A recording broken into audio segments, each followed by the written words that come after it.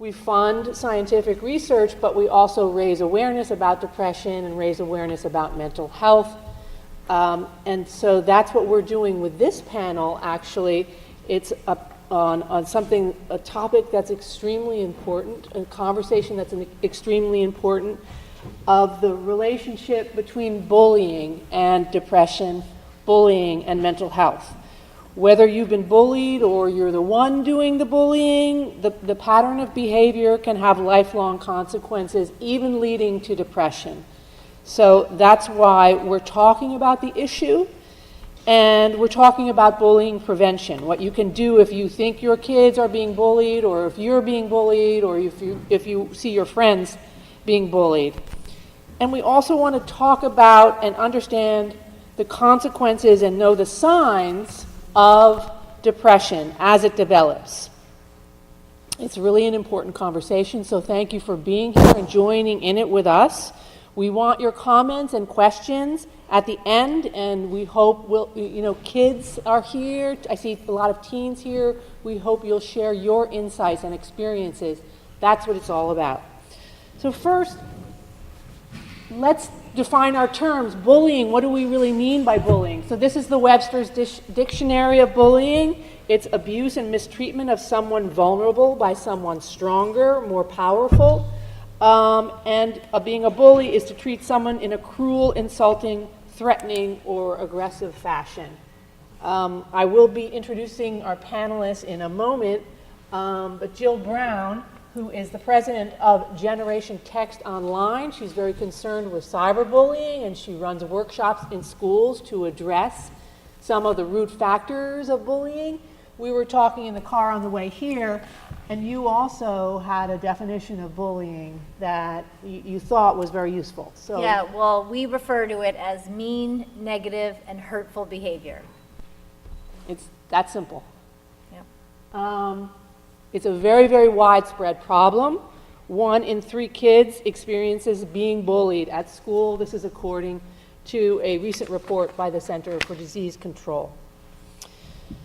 And there is a direct link, as I mentioned, between bullying and depression, and specifically a very worrisome link between bullying, depression, and suicide, which is so tragic, but it's so important to talk about it and bring it out and to speak about it. Here's a slide that I put together. This is from just a couple of weeks ago. This 14-year-old boy, Nigel Shelby, his family in Alabama says that he was bullied to death in school. And this is, as I said, just one of the recent stories. It's boys, girls, all, of all stripes and sizes. His family said Nigel was relentlessly bullied by some classmates, with one classmate asking him at one point, "When are you going to kill yourself?" on his tablet. Can you imagine hearing that? Can you imagine as a parent hearing that your child was told that, or your friend was told that? It's really scary. This is just a little bit closer to home. This one is Angelo Colasso was 17 when he took his life. And his mother, again, pointed to the school as being bullied at school and being assaulted physically. So, when we're talking about bullying, we're talking about verbal assaults and, physical assaults. So we're going to delve into this topic with our panelists, because we're going to do that for us all, but also for Nigel and Angelo and their families and all the families who are struggling with this issue. Okay, that's me. I'm the executive of Hope for Depression Research Foundation. My name is Louisa. We also have Jill Brown here, who is the founder and CEO of Generation Text Online. As I mentioned, she does workshops in schools to deal with the root causes of bullying. Christoph Anacker is here. He's an assistant professor of neurobiology at Columbia University. Chris actually comes out of many of the research labs that we fund, and he knows a lot about the effects of bullying on the brain, and that's a very important part of this conversation. Marianne Chai is on her way. She's a psychiatrist with the Center for Living in New York City. She deals with lots of teens and adolescents with mental health issues. And so she'll be able to lend her insights. When she comes, we'll just fit her right in. And of course, Adam Fine, our fearless leader here, the principal of East Hampton High School. He is so impressive, the way that he is on top of mental health awareness and the way he is championing it in the community and putting all kinds of programs together. So we're really grateful, Adam, for all your work and for also inviting us to be here today. Thank you. And finally, also on his way, Jeff Lima, who we know from movies, but also for his recurring role on Chicago Fire. He's a wonderful actor. He also has his own very personal story about being bullied. When he gets here, we'll go into that story. It's a way that we can all focus on one story and reflect on the different triggers and what we can do about bullying. So we can get to some of the statistics later. I think what I'd like to do is actually, let's just start with the neurobiology, okay. Chris. And if you can share, what you know is true about the effect of bullying on the brain and on brain circuits. Yeah, I think what we know from a lot of scientific studies up to date is that bullying can really have very severe effects on damaging the brain. It can actually damage the brain in the really long term. Even when we are adults, we can still see the effects of bullying that happened early on in our school lives. And a lot of that is caused because bullying can actually cause the body to produce very high levels of toxic stress hormones. And these toxic stress hormones, they have really very damaging effects on the brain because they can kill brain cells, so the main parts of the brain that actually make the brain function and that make the brain work. And they also can change the way that these brain cells talk to each other, which is very important for the brain to function properly. And these effects of these toxic stress hormones that are released in the body when we are being bullied, they act specifically on brain regions that are involved in mood and that are involved in learning and memory and that control our ability to think and to function properly. And so it's no surprise that when we're being bullied in school and these toxic stress hormones are being released and are damaging these specific brain regions that regulate mood and thinking and concentration, that bullying can really lead to depressive symptoms because particularly those regions of the brain are being affected. Wow, it's so interesting, and I think also really important, Chris, to understand. I think a lot of kids who experience bullying or see it think that it can just go away, that it's not a real thing, it's just a mental thing that will pass, or maybe just buck up and get over it.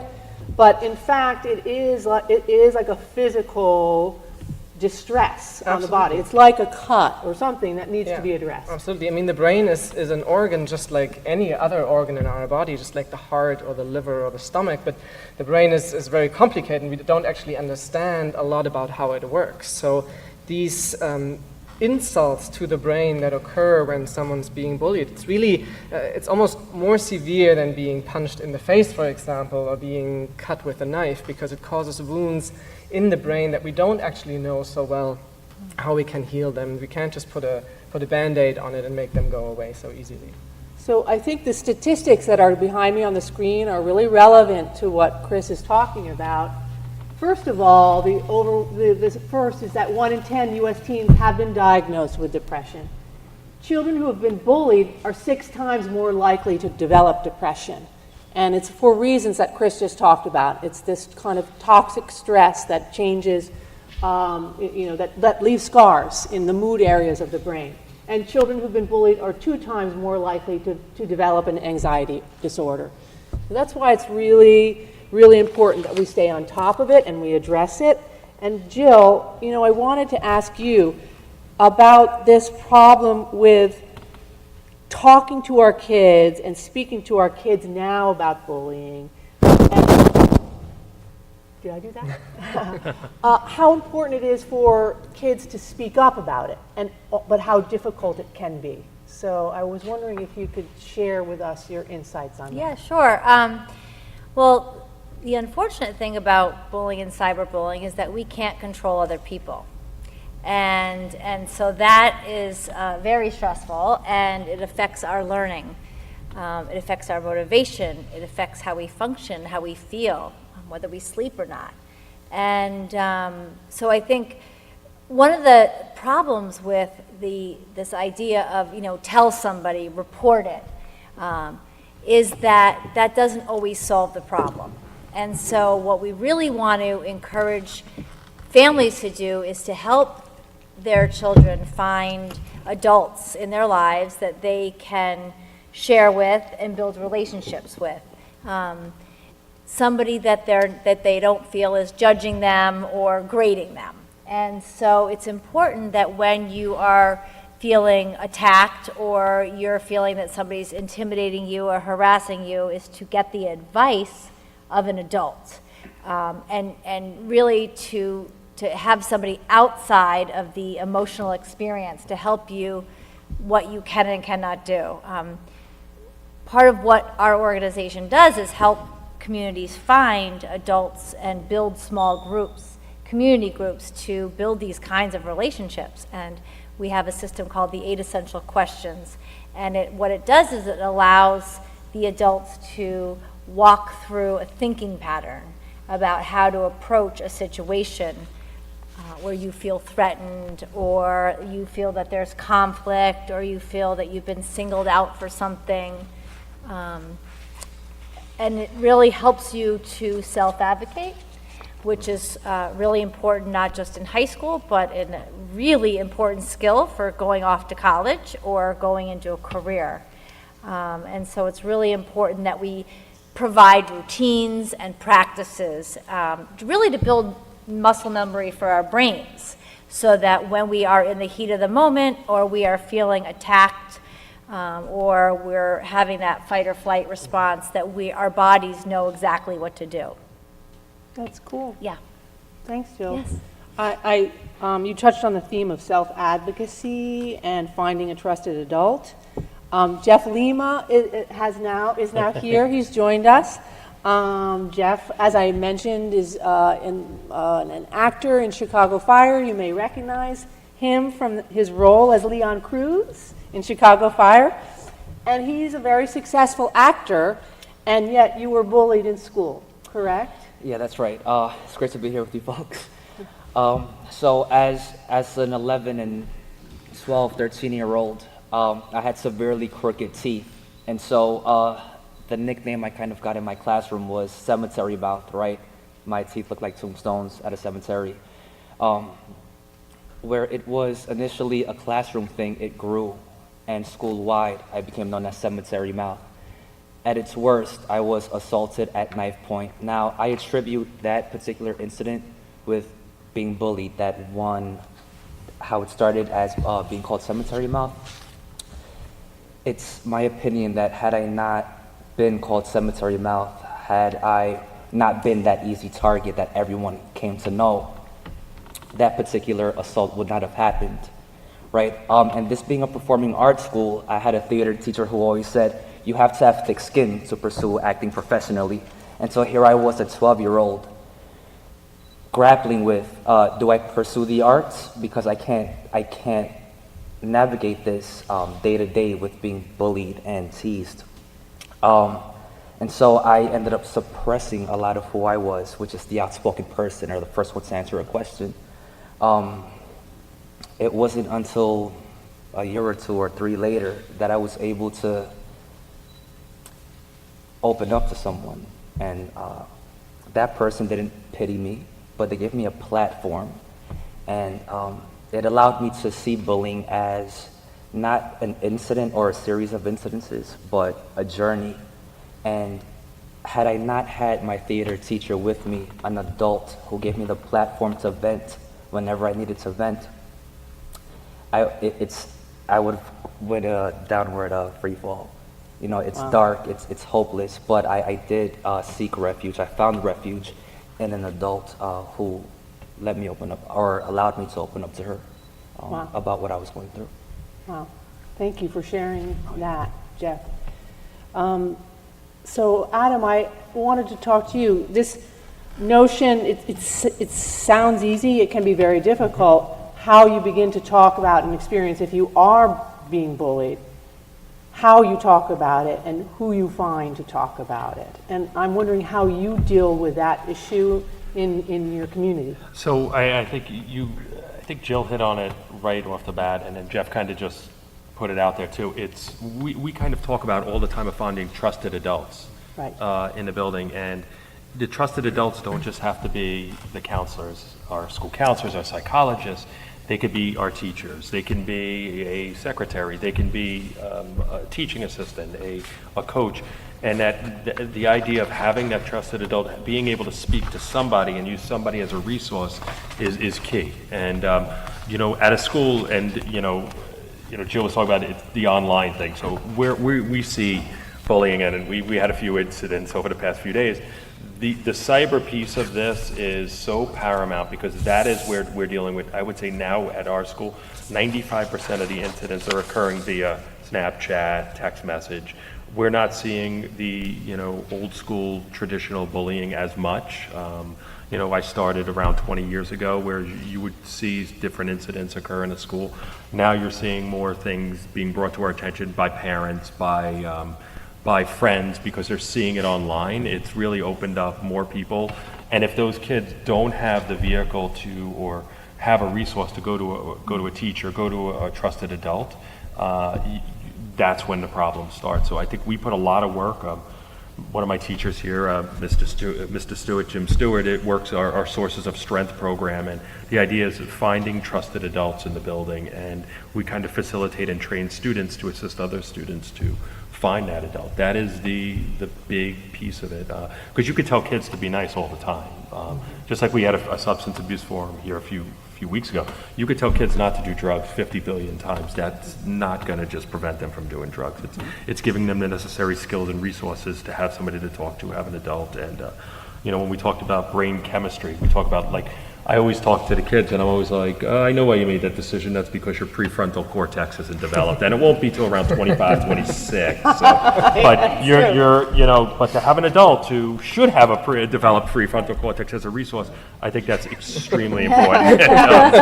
We try to point our kids that way, but again, I can't say this enough. But what happens with the internet, social media, that creates a whole level of challenge for us all the time. Yeah, two really important things that you're talking about. First of all, cyberbullying. Behind me are some statistics about the extent of cyberbullying, and the fact that it is so insidious, and it is 24/7. It's not as if a kid can just go home and shut the door and have some downtime and turn off this stress response. That's so important to turn it off. There's different kinds of stress. Some stress is good, preparing for a test, a job interview, that's great. Some stress is hard, but you still get through it. A death, but you have your community, your family to help you get through it. Toxic stress is where the danger is, and where the harm comes from, and where the depression risk comes from. It's that constant stress that is damaging to the mood circuits in the brain. I was in the middle of, I forgot what my second point was. I got into the brain chemistry, and I would like to actually have Chris, if you can talk about, Adam, you talked about the prefrontal cortex, and adults have it more developed, and that's true. There's actually parts of the brain, though, that talk to the prefrontal cortex, that are the ones that first get fired in a bullying situation. Can you talk about that? Yeah, absolutely. I mean, as you said, the prefrontal cortex is really one of the most important brain regions involved in mediating the effects of stress and of bullying on how we feel. But and when you say mediating, you mean regulating? Regulating, yes. Yeah. But the brain regions that sort of like talk to the prefrontal cortex include a brain region that's called the amygdala, which is really the fear center of our brain. So whenever we experience fear, then that brain region starts to be active, and that's a brain region that's activated first. That brain region then talks to the prefrontal cortex and basically tells the prefrontal cortex that there is a fearful situation, and then Another brain region that is being studied a lot and that has been involved in the effects of stress and bullying a lot is a brain region that's called the hippocampus, and that's a brain region that's important for learning and memory. And all these brain regions, they talk to each other to really then form the experience of the stressful bullying. And in the end, these brain regions have also been involved in depression and anxiety. They have been shown to be different in suicide completers and victims of suicide. So there's definitely a relationship between, the relationship in the brain between stress, bullying, and depression and suicide. And has everybody in the audience heard of the fight or flight response? We talk about that a lot. So that's really what Chris is talking about here. It's the fight or flight response is something that was given to humans to help us survive. That's right. And if a lion leapt out from behind a tree, we would run, or we would fight. So that is the response that's actually getting kicked off in a bullying episode. And that's what makes it so difficult, because it's there, it's hardwired in our brains, and we're hardwired to do that. So what we need to then figure out is what to tell kids that are immediately being thrown into a sudden reaction.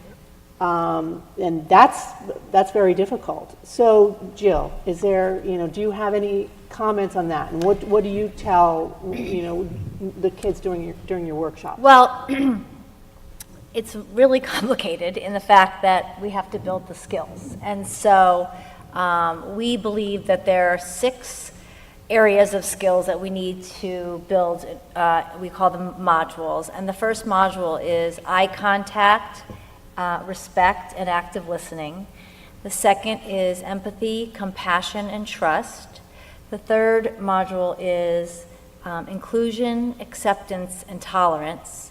The fourth module is the difference between mean and nice. So like I said, it was either every action or comment online goes into mean, negative, and hurtful, or nice, positive, and supportive.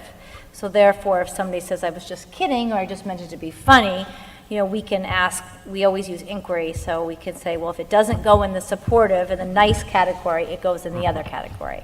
The 5th module is called the 8 Essential Questions to Ask Yourself, and that talks a little bit about getting clear on what exactly happened, because a lot of the times, this, Chris and I were talking on the way here, is that when somebody does something mean or hurtful to somebody, it's usually as a result of something that they're feeling. So perhaps something happened to them first. So maybe they were embarrassed by something, or they were either there was a fear or even a perceived fear. And that could be a fear of not being good enough, not doing well enough on a test, not feeling valued enough, not playing in the game last night. And that could be a lot of different things.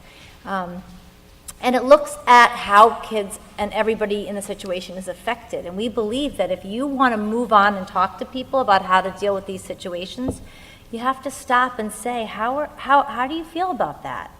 Because kids need to feel heard before we can go on to helping them to solve their problems. We help them to look at what you can control and what you can't control, because a lot of the times we're stuck on things that we have no control over.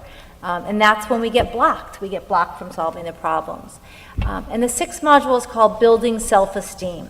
So we believe, and that actually works very well with the mentor program, it sounds like you're talking about, because we believe that once you start to give something without expecting anything in return, that your self-esteem is built. And so it's part of handling these kinds of situations and not getting into these stress responses is feeling good enough, feeling valued, feeling important.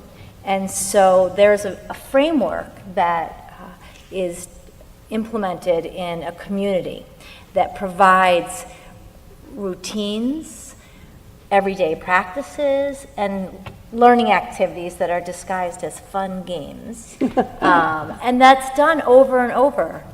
it can be infused into an English class, it can be infused into a health class, it could be infused into social studies or advisory periods. But the idea is that in order to arm our kids with these skills, that they need to be successful, not just academically, but socially and emotionally, that we have to provide a routine and consistent opportunity to practice the skills, and also really give our teachers and the adults.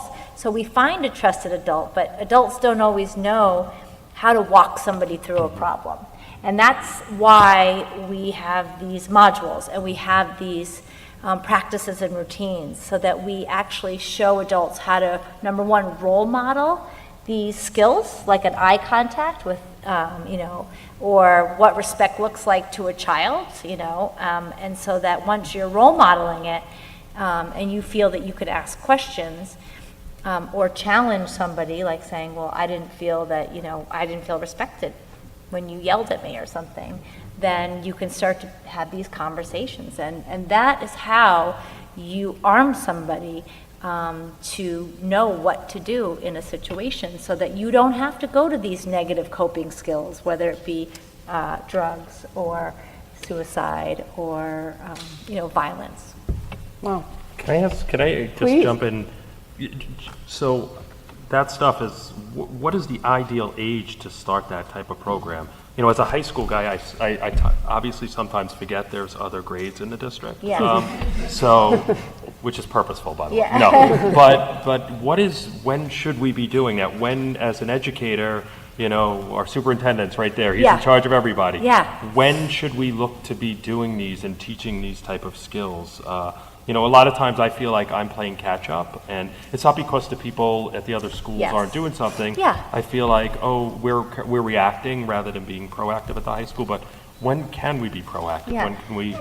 We recommend third grade is the best time to start. Not to say that second and first graders wouldn't benefit, but we feel like the teachers in third grade are the most comfortable using inquiry-based instruction and opening up conversations. But you're absolutely right.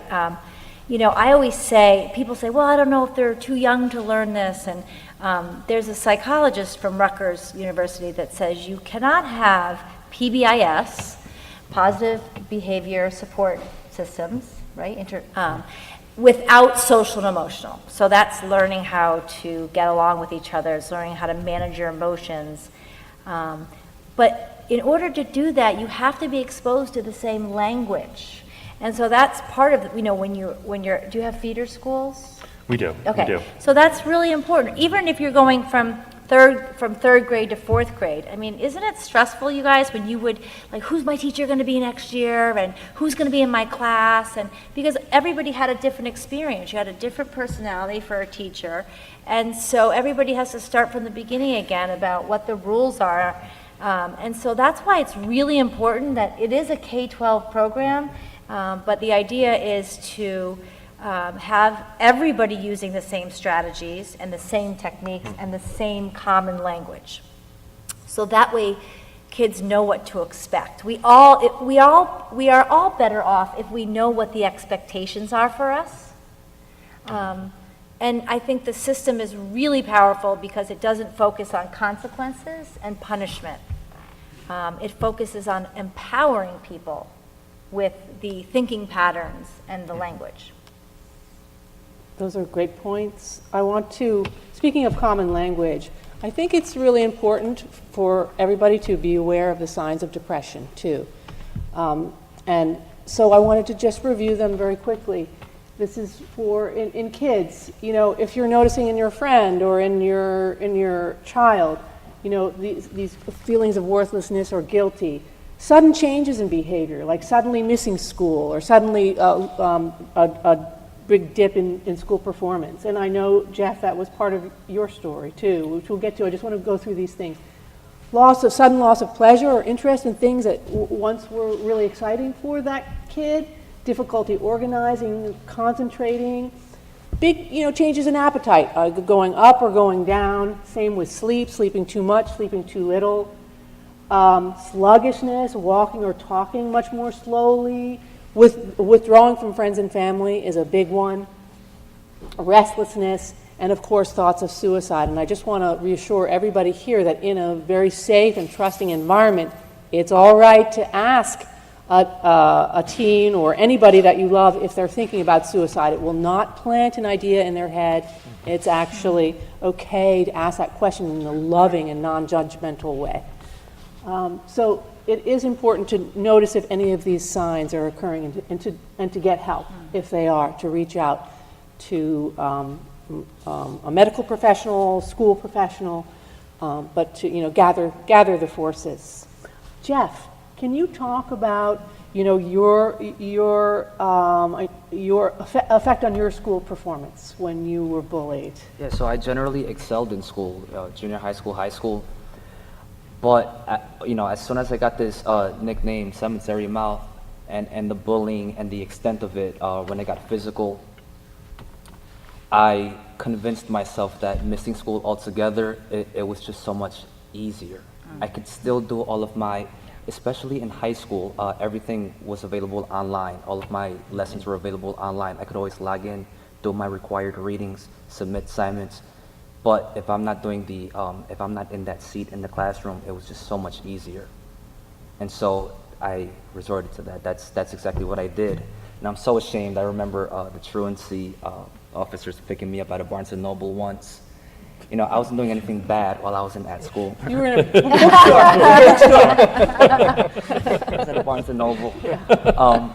But it was all to just so that I wouldn't have to do the 7 hours of this. And a big part of it is, even if it's not happening right now, when is it going to happen? Is it at 11? Is it during lunch? Is it last period?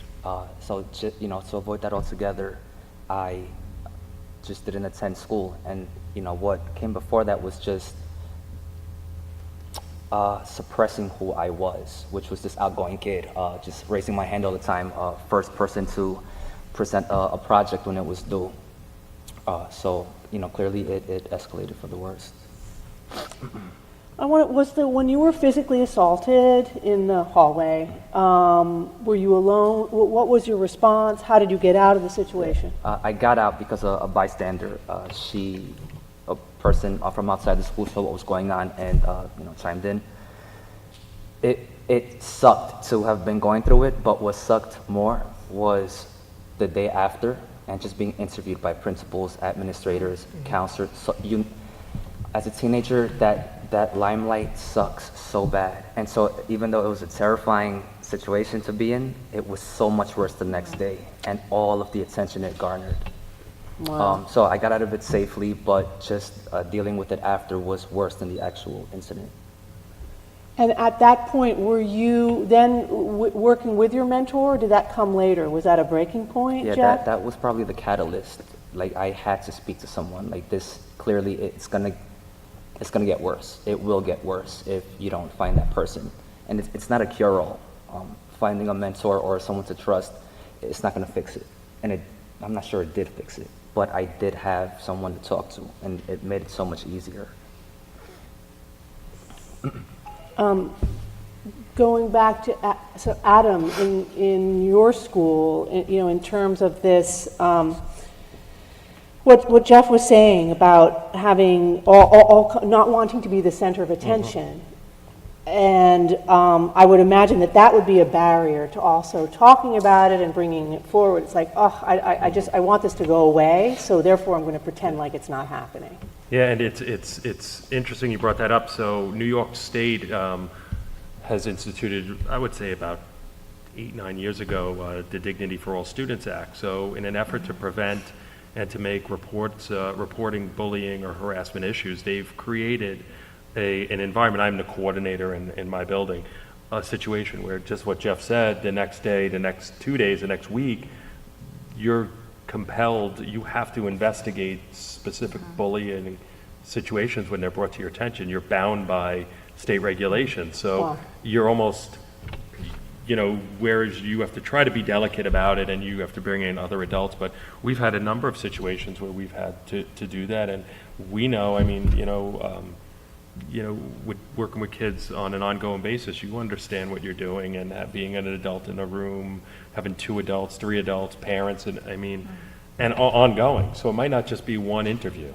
So it might be another day. It might be another day. And, you know, so exactly, you know, but you're compelled to do it. So you're caught in the middle of what do I do? How do I do this? And so the last thing you want to do is make the situation worse for a child who just suffered, you know, harassment or bullying or even worse, physical altercation or assault. Right, right. Yeah, that's a big topic. I'd like to open up the floor to any questions at this point. We've covered a lot of issues. I'm wondering if anybody would like to share their story. Yeah, can we get a microphone?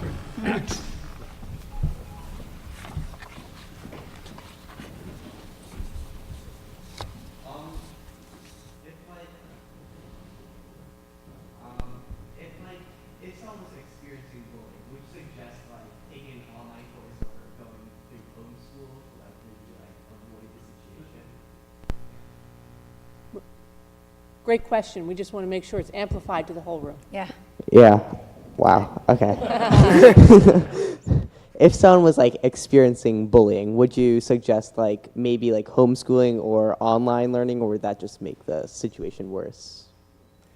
I think one of the things is that throughout your life, you are always going to have situations where you're going to be uncomfortable or feeling targeted, whether it be at work or in your neighborhood or something. And so I think trying to work through it. I mean, the first thing, like we talked about, is that you have to work through a situation with a trusted adult, find somebody who's not emotionally involved. I think as a mom, I have 3 children, you know, who are 2 in college and 1 in high school. You know, my immediate reaction would be to protect them and to get them away from that.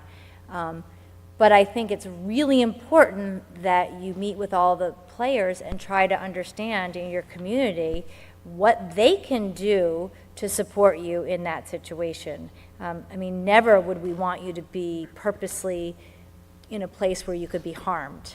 But there are some things that can be done to avoid these, you know, these situations. For instance, you know, if you're being cyberbullied, there are things you can delete your account. And I know that sounds like, well, I'm not gonna, you know, how would I know what was going on or something? But, you know, Chris and I were even talking about as adults, if we're like, do you want to just tell a little bit about what you were talking about in the car? Sure. Yeah, I mean, what we were talking about in the Yeah. car, it doesn't have so much to do with bullying, but I think when we're on social media, no matter what age we are, we're always exposed to this distorted view, this incorrect view of the world by what we see on social media, because obviously on social media, everybody just posts the good things in their life. Nobody says, today I'm actually feeling a little bit sad, I'm just watching TV. That's never going to be on social media. So something that we discussed in the car was to actually just, after 6 p.m. or after 8 p.m., just decide not to go on social media anymore, because then this incorrect view of the world that you get from social media will just not affect you anymore. And it is an option, right? I mean, the option not to go on social media is there, so everybody can make use of it. And the fear that you're feeling when something like that's happening, I mean, there is a response in your brain. I mean, there's a reason you feel the way you feel. So our goal is to give you strategies to help you shut that chemical response off. Right.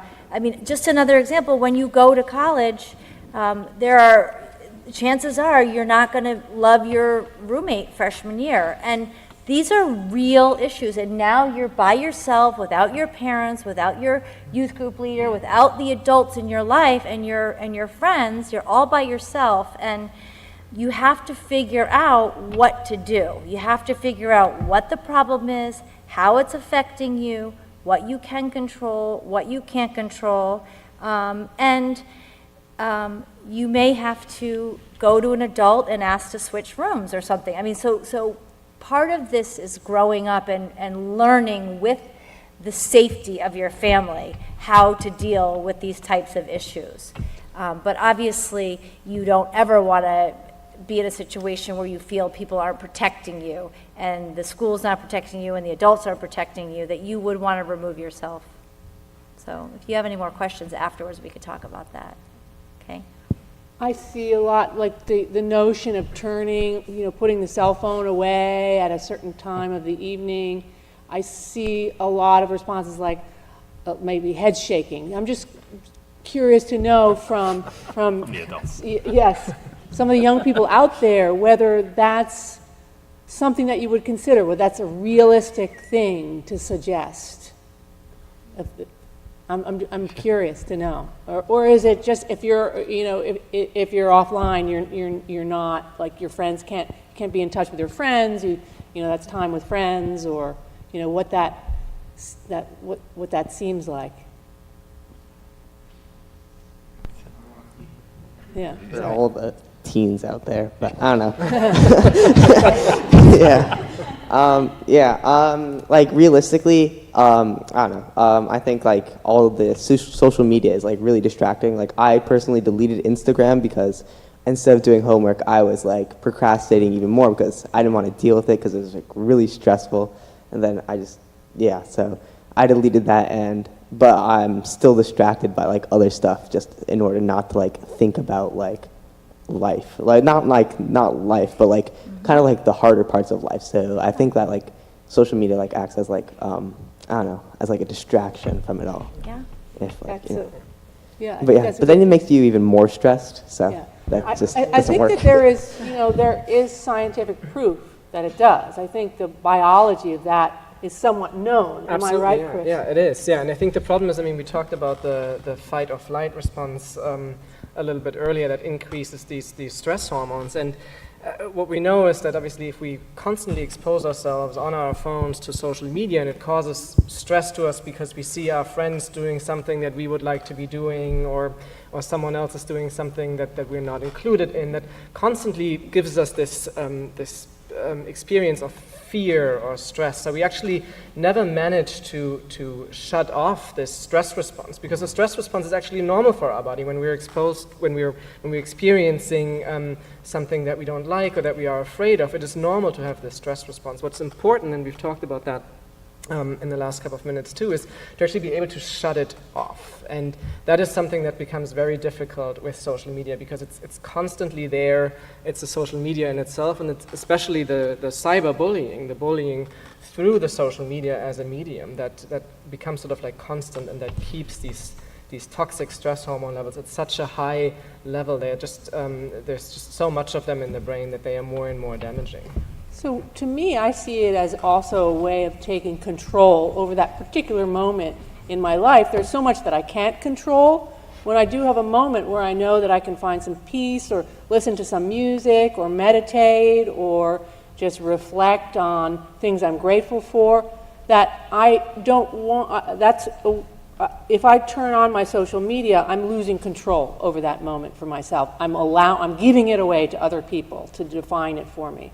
So, and I think that notion of control, that everybody needs to feel it, to feel healthy and part of the community and respected in the community. So we need to be mindful of that, of giving ourselves some control over our own experience. And I think that's what has, that is really what has shifted in this generation, so that the cyberbullying thing is very serious, because it really is now a 24/7 phenomenon that that kids are being exposed to without any sense of control over it.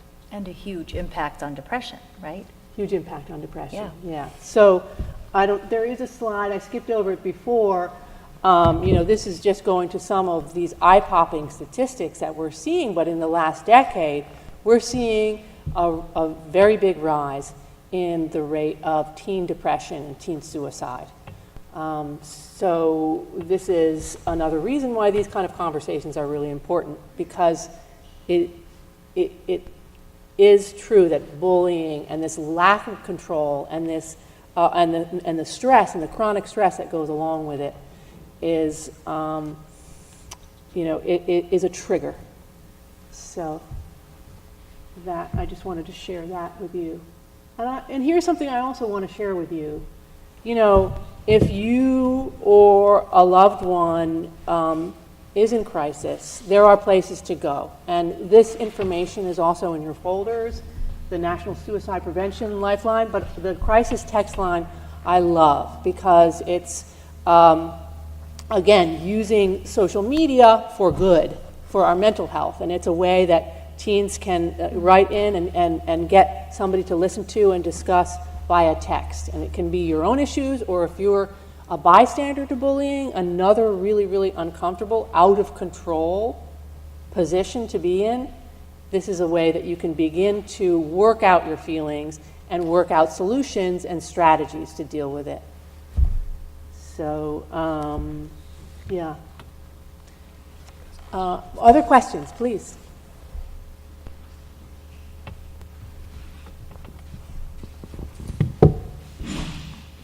So if so many folks are struggling with depression, why hasn't there been a major breakthrough in the last 30 years? Oh my gosh, that's a great question. And the reasons are complex. First of all, the brain is a very complex organ. So it's something that all of the treatments that we have today were discovered accidentally, actually. They were discovered, back in the last century, a company was making histamines, antihistamines in Europe, and they were testing them out on some asylum patients, and it turned out it lifted their mood. And that's the same compound that all the antidepressants today that are popular are based on that. We actually don't really know how they work. I mean, we as a society, medical profession, the medical profession included. And they don't work for everybody. 50% of people don't respond. So it has been something that a lot of large pharmaceutical companies have wanted to come through with a new cure for it or a new treatment, but they kind of ran out of steam. After, in 1985, the first SSRI, Prozac is an SSRI, all of the known antidepressants are the same formula. When that came out, a lot of money was put into it by the pharmaceutical industry. And they all created their own Me Too variations of it. But then they ran out of ideas. They were looking for other targets in the brain, and they couldn't find it. And so, hi, Marianne, welcome. And so many of the large pharmaceutical companies, many don't realize, dropped out of the game entirely. There's only a few left that are still doing research into depression. And the research is very slow, and they're constricted by certain guardrails on either side, so they can't really do the risky research. In labs like Chris's is doing really innovative, really cool work looking at the underlying biology of depression, and it's all aimed towards finding new treatments that are based on a better understanding of the biology of these areas. And that's why we do what we do. The government actually does not prioritize depression, even though it is the #1 cause of disability worldwide. It is the second leading cause of death among teens. Among girls 10 to 14, suicide is now the leading cause of death, which is a brand new statistic in the last 10 years. Federal funding is relatively limited. So those are the reasons. We just need a vast commitment to research, much like in the 1970s, Nixon, then president, declared a war on cancer.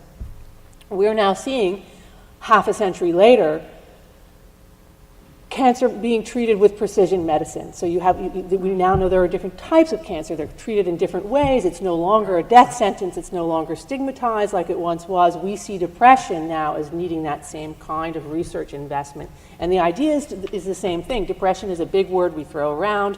We use it, very colloquially. It's like, oh, I'm depressed about that test. But so we don't, we don't really have a proper awareness of the illness itself. But we also know that it really needs to, the subtypes, the different types of depression need to be isolated so we can treat those in a precise way, just like we do with certain types of cancer these days. So that is where what we're doing as a foundation, and that's the answer to your question. It's just a very complicated organ, and there hasn't been enough commitment up to date.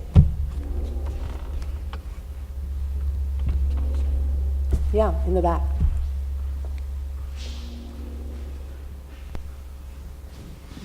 Hi, I'm Helen Atkinson Barnes. I'm the Education Program Director at the retreat, and I want to thank you all for coming all this way out here.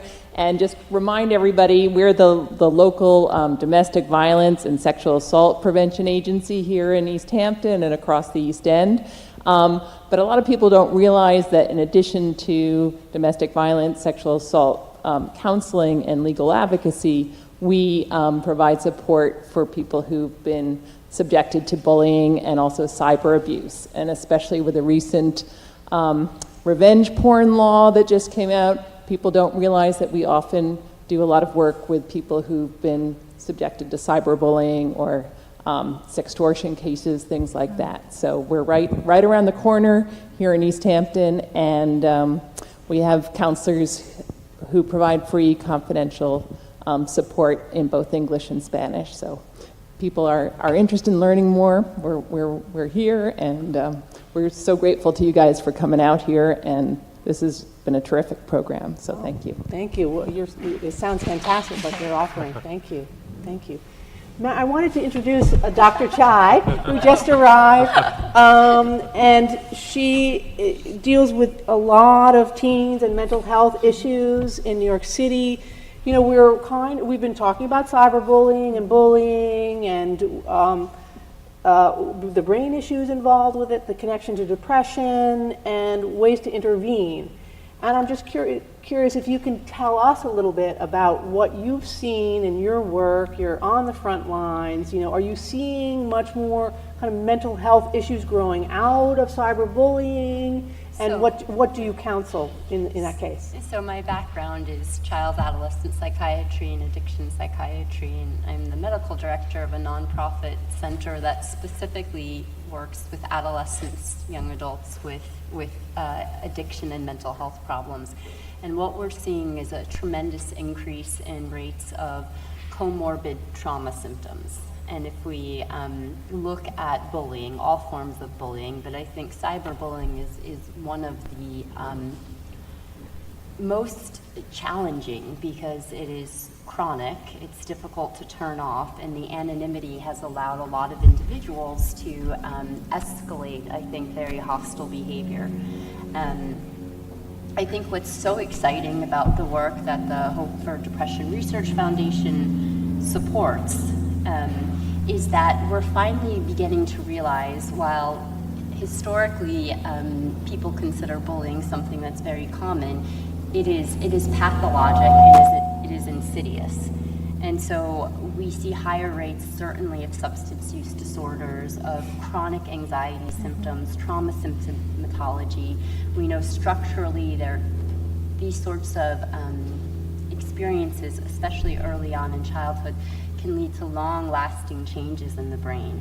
And what I think is most important is, as a society, we recognize this as a public health crisis, and one that I think communities, and particularly schools, can play such a tremendous role. So the goal is always prevention. In forums like this, we have the opportunity to build awareness, and so it's very difficult for the individuals who are victims of this to sometimes step forward. Schools, parents, and peers in particular who witness this, whether it's in online communications or actual witnessing the relational or physical abuse that can take place, need to step up, because you really can be saving someone's life in doing that. That's cool. Yeah, that's really cool. I want to end on some positive notes. Jeff, your story has a happy ending. You know, Gotcha. Would you? Yeah, I think so. So yeah, I dealt with what I dealt with as an adolescent, but I also decided to pursue a career that puts me right center in front of audiences, or whatever the case is, cameras. And it's also allowed me to have a platform like this one. So I'm so happy that I get to do film consistently and television, but doing stuff like this where I can exchange with folks and just share what I've been through is huge for me, right? And if you'll allow me a minute, Yeah. a habit I picked up when I was a child was doing this a lot. I covered my mouth all the time just so that people would not notice, at least I thought, that they wouldn't notice my crooked teeth. As an adult, you know, I'm almost 30. I still do this, and it's something that I have to earlier today, I told myself, put your hands on your lap the entire time. So it's just a lot of unlearning and just, you know, just my muscles know to do this. And I did that for 10 whole years. So now it's unlearning, which is super hard to do, by the way. So yeah, happy ending to this whole bullying stuff. Yeah, I mean, well, you advocated for yourself. You found somebody to advocate for you. Jeff was in the days before cyberbullying.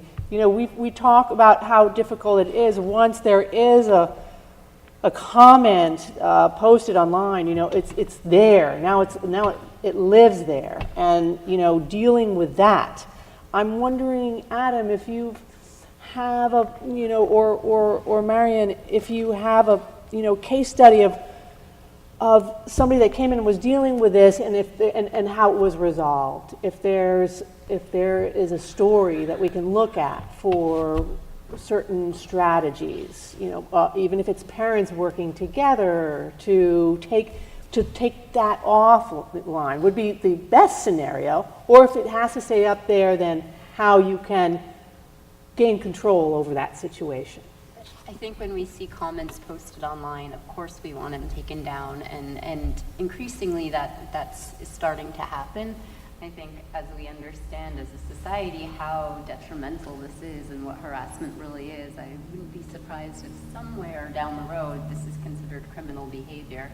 But when people witness this sort of thing, if you're reading anything and you see cyberbullying taking place, I think one of the best things that people who witness this can do is advocate for the person who's been bullied, making it publicly clear that we don't accept this. We as in participants who are witnesses to this do not accept this.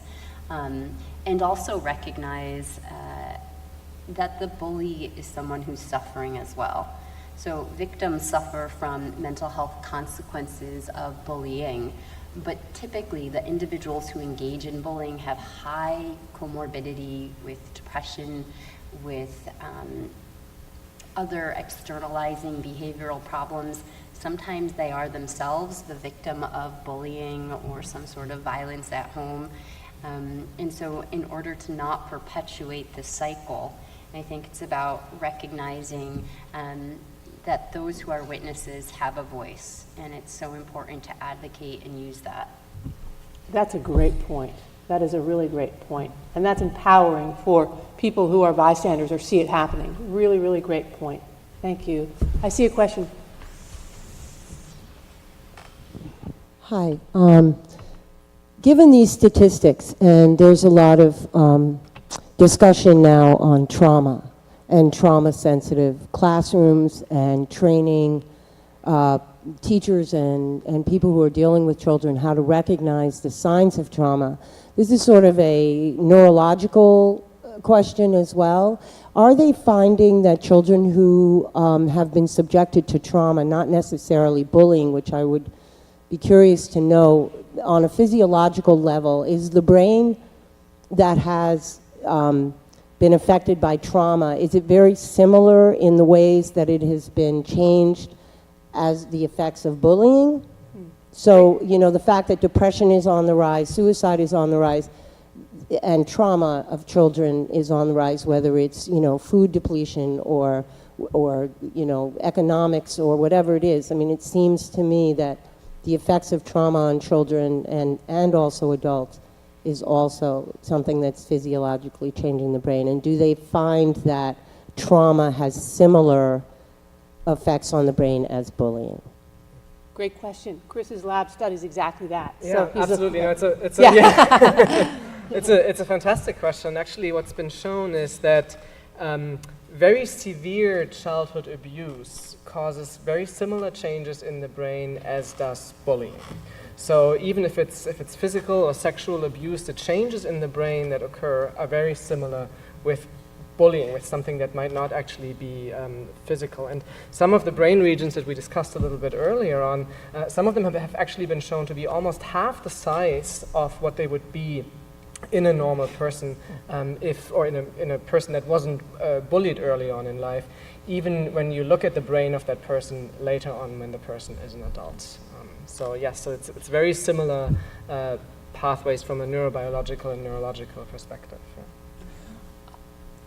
Yeah, Victoria. I want to ask about the cyberbullying. In your school, East Hampton, my daughter's in West Hampton, Okay. do you monitor the children's text or their social media while they're on the property? So Or what we do, inappropriate you guys, I know have I'm in East Mauritius, so I know you Okay. guys have your one-to-one with the iPad, so we have one-to-one with Google Chromebooks. Mm-hmm. So we monitor every single thing that goes through those Chromebooks, any alert, anything. We also put in a new system on our Wi-Fi blocking, which obviously we know that with VPNs they can get around, but we don't actually monitor their phones. We make it very difficult to do and get certain places. But with their Chromebooks, which is their top devices when they're using in the classroom, everything, every word's monitored. Yeah, that's what we have too. And Yep. we have an officer on campus now, so Yep. it is a crime. Yep.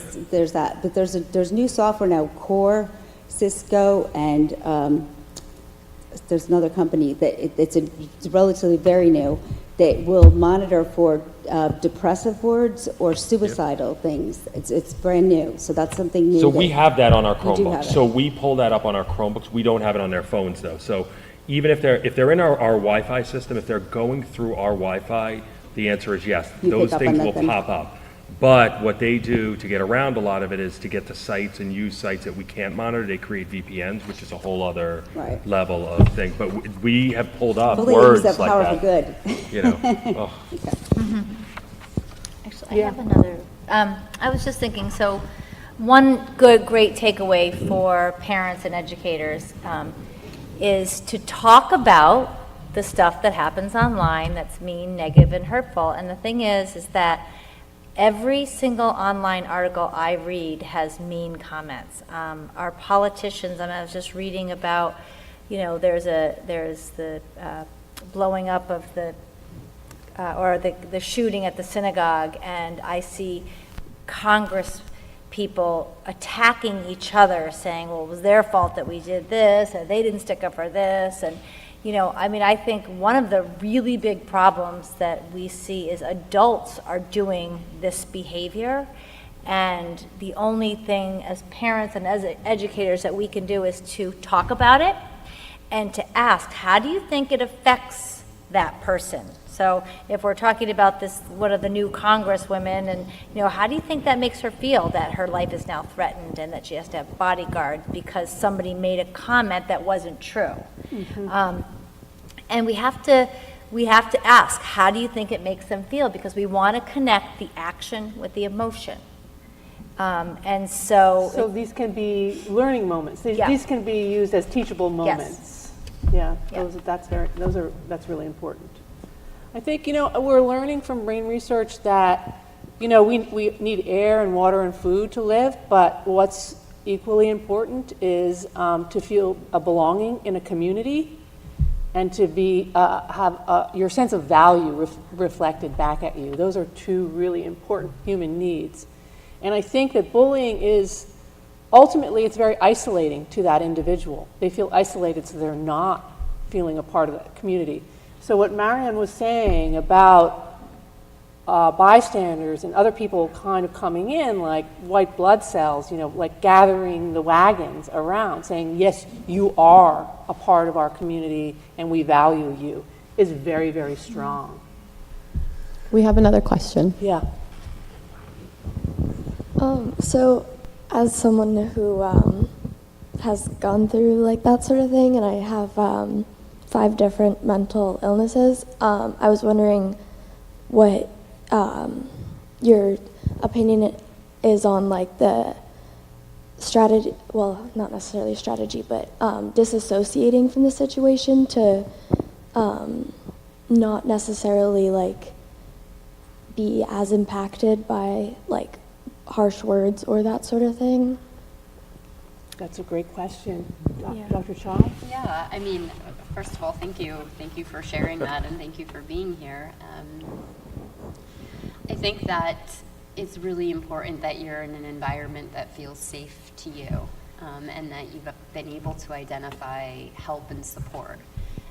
What's really wonderful is that whether you have one mental health disorder or 5 or 12 listed, that good therapy, good treatment is going to be effective. And so I think it's really important that you have support in your life in whatever form that might look like, whether it's a therapist or a psychiatrist or good friends and a counselor, and that we know that there are a lot of effective strategies. There is no one size fits all in terms of being helpful. We also know that the more you can be removed from an environment where the trauma is being perpetuated, the better off you are.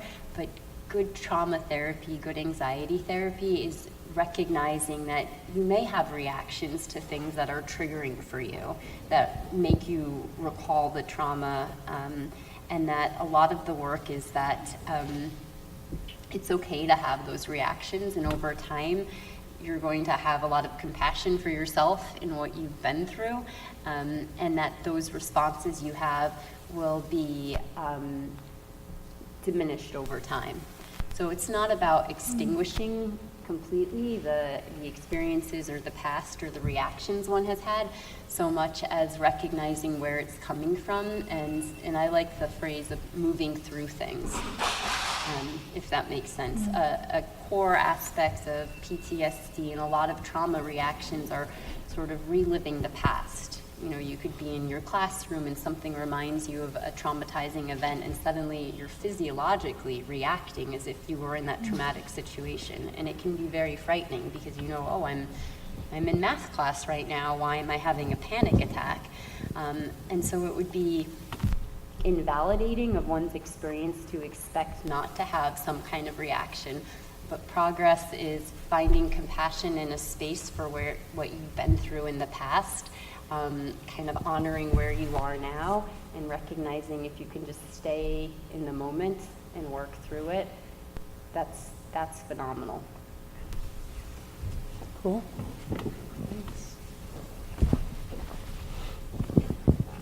If there are no adults around, and if you witness like bullying, how could you like, as a bystander, how could you like stop the situation? Yeah, I love that question. It's so important. Do you have a response? I'd just like to have everybody start to move from bystander to upstander, because if you're interested in doing something, you're standing up, you're not bystander. Bystander intimidates me, you're doing nothing, you're a bystander. Upstanders take action. Totally take action, but we want to take action in a specific way that brings, brings resolution to the situation and doesn't exacerbate it. So I think, that's a really great question to discuss here. And because I don't think there's a one-size-fits-all answer for that either. It really depends on the scenario. But I think that it is then about going to find a trusted adult and saying, I am dealing with this issue, I witnessed this, I saw this, I want to do something. Can you help me devise a strategy for how I can address it? I would. So can you give us an example of what type of thing you witnessed? I haven't witnessed anything, but maybe in the future. Okay, yeah. I'll give you an example. And so when we're walking through our thinking pattern of what we can control and what we can't control, typically we'll do role playing and stuff. And so if you are witness to something happening, the typical thought or the typical advice that an adult has given us in the past is that you should go up to the bully and try to stop them, or you should say something to the bully. And what we've realized over the years is people are not really, that's not effective, and it doesn't really work because you can't control other people. And sometimes that person might turn their direction on you. So in that type of situation, we use a distraction method. So if somebody If Jeff is saying something rude to Chris, that rather than me go after Jeff, I might grab Chris and say, hey, I really need your help with something, can you come with me? So that way you're just, removing from the situation, which is kind of on what you said, just getting out of the situation. So, I've done that as an adult, seeing somebody harassing somebody in a parking lot and just running up to the person and making something up and asking if I could use their cell phone, because there wasn't something I could do about it, but I knew I could distract the situation. So I definitely want to echo that and just say, support the person who's under attack. So I wouldn't try and fight the bully, and it depends on the situation, but I think it's really important for the individuals who experience that, if it is witnessed, that you let them know, I saw that, are you okay? And actually talk to them, like, who are you going to talk to about this? And depending on the situation, even if an adult isn't present in the moment to do something, like if this sort of happened at school, I would definitely go to a counselor, I would go to the principal, I would tell your parents. One can't always be the hero in the moment, or maybe it's more redefining what hero means. But I think being a hero in these situations means you recognize it, you're not ignoring it, and that you're showing compassion and care. And that it's talked about. Because when we use our words to talk about incidences that take place like this, we're validating the experience of the person who's going through it, and that's the only way we have the opportunity to make change in the future. Cool. I see you nodding. Adam, do you concur? And Absolutely. It's one thing, and I remember in the past, you should stand up for the victim, get right. But it's also, the situations, things get really, I have found lately, really escalate fast. And, the last thing you want to do is put yourself in danger. So I think that distraction method, that's a great tool, put in your toolbox. Obviously, if it's an emergency, it's something built up physically, you reaching out to an adult, calling the police, those things are readily available to kids, especially. That's when your devices are actually really handy, when you can just pick it up and call the police. So, I totally agree with that, and that's a great technique. Great technique. And I think it gets the point across, too, to the bully, too. It's kind of, maybe even better than a punch in the face. So, Hi, I just wanted to ask a question. I know you talked about the different pillars in education, and that it really starts effectively around 3rd grade. I teach a pre-K class, and every day in our life is character ed. I was just wondering if you had any recommendations of good character ed programs that we could, look into teaching within our district. Well, character ed and social and emotional is a little bit different, and so I think this is available for younger kids. I always say, okay, have you ever met a 3-year-old that says please and thank you every time something happens? And do anyone know what I'm talking about? You ever met a little one? You're like, how did they know that to say please and thank you? Well, they're saying that because their parents say that all the time. Their parents say that to the grocery store clerk, to the gas station attendant. So if you are comfortable, the thing about our program is we have to help the adults understand that it's really them that's changing. That's a secret. We're not supposed to tell the teachers that, but it's actually them that's changing. They're using the language and the strategy. So it is effective for pre-K because it's giving you a certain way to handle these situations, and to, if there's something that happens between 2 4-year-olds, the way you handle it, the things that you say, the validation of what happened and how somebody felt, that's what we want our kids to emulate. And so it is effective, and I'd be happy to give you some information. Cool. Hi, I just want to also say how impressive this is in this conversation, and really for the kids who are here, who are speaking up. I think that's great. I really love what you're saying about changing the language that everybody uses so that it doesn't matter if it's happening in 3rd grade, 7th grade, 12th grade, when they go to college, so that everybody is speaking the same language, using the same words.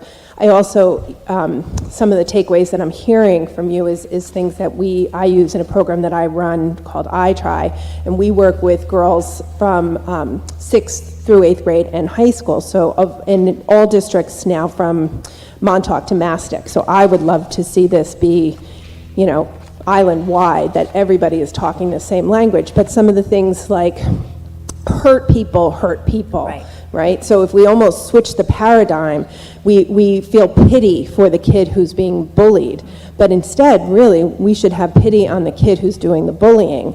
And in those situations where you can diffuse the situation and get the kid who's being bullied out of it and use things like humor and support, that totally shifts the paradigm, because then the bully's left standing alone and the kid who's being bullied is now not shamed or pitied, but accepted. And so I really applaud what you're saying, and I would love to see this be something that we could all be on the same page and really see a change. Thank you. Thanks. Nice, thank you. Great. I think we're probably at time. Is there one more question? Before you guys said that the bully also had they also suffered maybe like bullying or something like that. So then to gain more like assurance about themselves, they bullied. So like if the root of that problem, if you how would the bully, like the first bully, be formed if they didn't have like someone to like push them over the edge? I don't know. Oh wow. This is very that's existential. Very existential. Yeah. You're right. What came first, the bully or the bullier? We'll talk a little bit about the brain. We were talking about this. Something we also discussed a little earlier is actually that it's kind of like seems to be in human nature to try and assert dominance over others. So that may go back to the first bully several thousand years ago and may not apply so much anymore to what's relevant today. But biologically speaking, perhaps that is where the cause of the first bully is. That's where the first bully comes from. But I completely agree. I think it is known from many scientific studies that people who are being bullied oftentimes actually also then become bulliers later on, and that someone who is the bully experiences things in his or her life who are sort of like threatening to that person. And I think that's where that's what we need to be aware of. We need to be aware why that person is doing the bullying, and if that person is not perhaps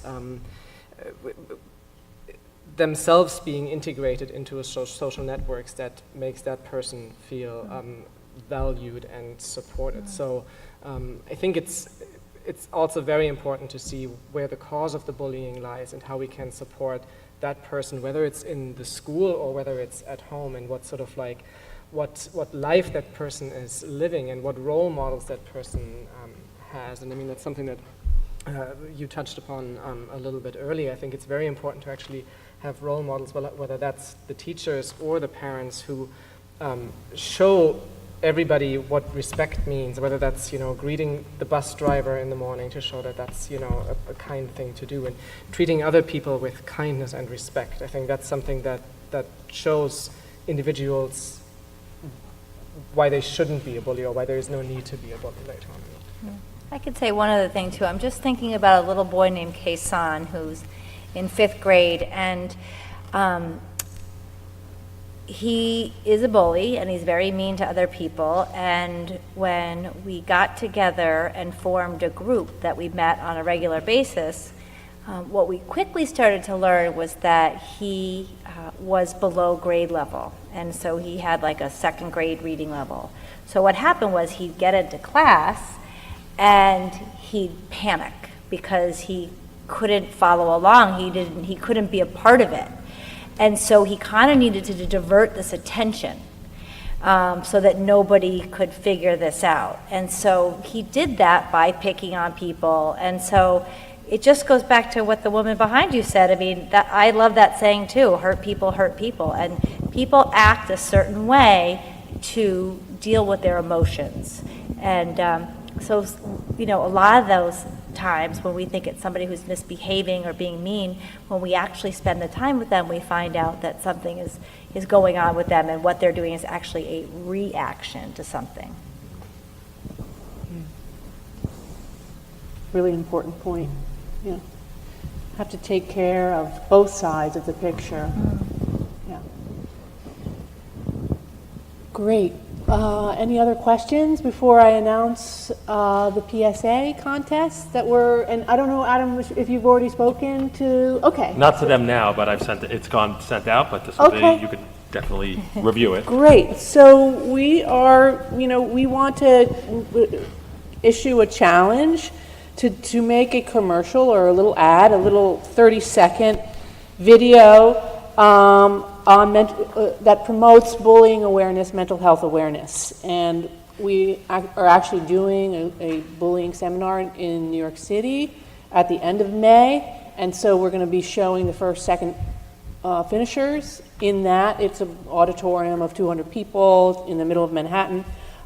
We also have some, I think, some cool Bluetooth earphones that will be... Some headphones. Some headphones, great. We're asking for submissions by May 20th, so we have time to review them. Here are some potential themes to get your, you know, the wheels in your thinking caps on. How do you show empathy? What is bullying to you? What do you do when you see it? See something, say something. What are the risks in standing up for yourself or someone else? Other themes could be of fitting in, or even the statistics. You know, if I told you, which I did, that 70% of your peers have expressed seeing bullying, or if I told you that 28% of your peers are bullied, how would you respond to that? So those are just some ideas. These ideas, Claire, are in the folders, correct, that everybody has? No, they're not. Oh, okay. They've been sent to the school, and we can send them out. Great. Okay. So Again. Yeah. Sorry about that. So Adam There's has another question. Yeah. Oh, I'm sorry. Question. Just a quick one, and I was just thinking about it as we have different programs in the schools. DARE program with Officer Kim, who is wonderful. And one of the distinguishing things when they talk about bullying is they talk about it being consistent. So, like, it's one person who's being targeted over and over again by someone. Because what I'm finding is a lot of little kids will come up and say, they're bullying me because they said, you know, I have an ugly shirt on. Well, that's not a nice thing to say, but they aren't being consistently told they don't have a nice shirt. So I think it's really important that children learn what the definition of bullying is, and that it is a consistency over time, that either one person is being targeted or a group is being targeted over and over again. And because I think that people are like, I'm being bullied, and there are a lot of mean people. And again, you know, our media, our politics, everything is really very unkind right now. So I think it's important that children understand what the definition is, so that kids that are just possibly being kids and mean are not then being told on that they're bullies. So, you know, that's also important, I think. No doubt about it. Absolutely, no doubt about it. We don't want to trivialize it. So it's important that kids, and we don't want kids to fall back on it either as an excuse for something. It's a serious issue, and it needs to be treated as such. Yeah. So that's a video contest. We hope you'll spread the word. We hope you'll submit. We're really excited to see what you, you know, what your thoughts are. And I also wanted to mention we bring the community together in the summertime. It's August 4th this year in Southampton. It's the Race of Hope, and it is you know, it's a 5K race, but a lot of people walk it. It's a family-friendly day. It's very festive. The whole community comes together to stand up and take a stand for mental health awareness. So mark your calendars. We hope you'll join us. Arthur Dunham is an East Hampton resident who's the Grand Marshal. He and his dog Oscar, who's there on the left. We have some celebrities come out too. That's Lorraine Bracco there in the middle. So it's a really fun day, and I just wanted to let everybody know about that. And on that note, I think it's time for us all to go home and sit around the dining room table and have some dinner.